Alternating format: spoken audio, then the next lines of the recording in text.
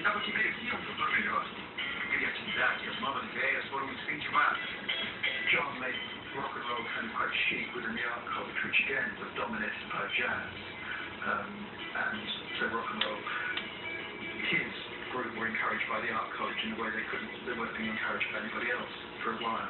So the Beatles for a time flourished in the environment of an art culture. Levar a cultura às massas era visto como uma forma de quebrar as barreiras de classe. Um defensor radical dessa opinião de família de classe operária, Arnold Wesker formou um grupo de artes Center 42. I think we were responsible for creating the first folk song concert, and until then, folk singers had performed in pubs and small venues. But there was jazz. We created a big jazz band. The National Youth Theatre toured Ghana, and there were exhibitions, and there were poetry readings. We did the shows, and they were very successful in the sense that there was a quite big audience for them. But I suspect they'd all bust in from London because they were saying, "Yeah, it's lovely," and I thought it all sounds like Knightsbridge in here. And it's here an evening if Wellingborough excellent. And a lot of them were friends of Arnold's. And we all drove back afterwards. I'd been paid that every evening, and I played a 96-year-old female cook, I remember. I think it was a tremendously worthy idea, but I just sense you can't actually just take a huge spoon and water culture down on a group of people. It inspires lots of people to agitate for cultural centres and art centres.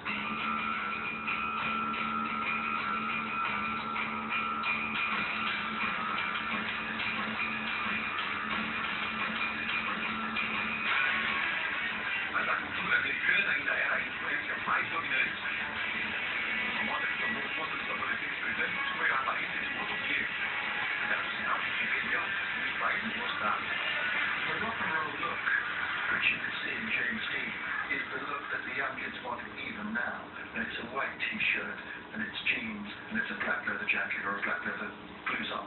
And the Beatles really wanted that look, and people still want it. There was a story when they were on tour with Helen Shapiro in the very early touring days, and they went to a young conservatives dance, and they were just turned away at the door. They didn't make any trouble, they were just turned away at the door, and they went. And there was this dreadful kind of whiff of depravity about this. They'd done nothing, they were just wearing black leather jackets.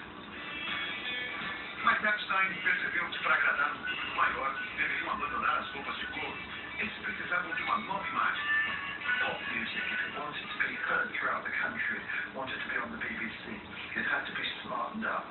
It couldn't be raw, it couldn't be dangerous. He made them look like a unit. He put them in proper, neat little clothes. He gave little notes, and I still have a copy of these notes saying, "Don't spit, don't swear, don't smoke on stage." Paul was willing to do it because they failed to get a proper, professional, decent management company. They hadn't got a record deal, so they're open to influence. John used to tell me, looking back, he hated wearing little suits. They were quite unusual suits, and they were still, of course, a lot of shock because you couldn't see their ties because they were round neck suits. But he did really smarten them up. He turned them into a sort of manufactured, I mean, if you like, a very, very early kind of boy band, except that they could really play. He wanted to make them appeal to worried parents as well as teenagers.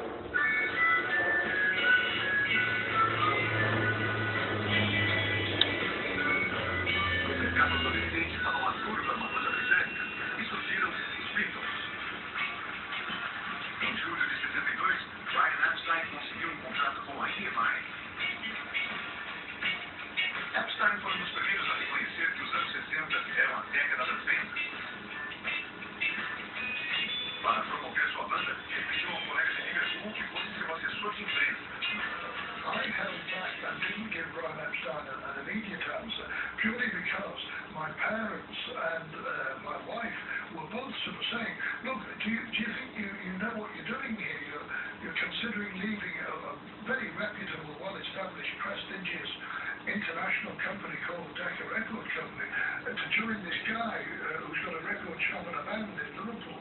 In Corinne's case, she was adding just after we're married like this and with a mortgage coming. But in fact, I couldn't resist it. At the time, none of us, not even the Beatles themselves, expected that the lifespan of the group would be a very long one. And yet, at the same time, Brian Epstein was already saying, I've got a group, I've got a band here that is going to be as big, probably bigger than Elvis Presley.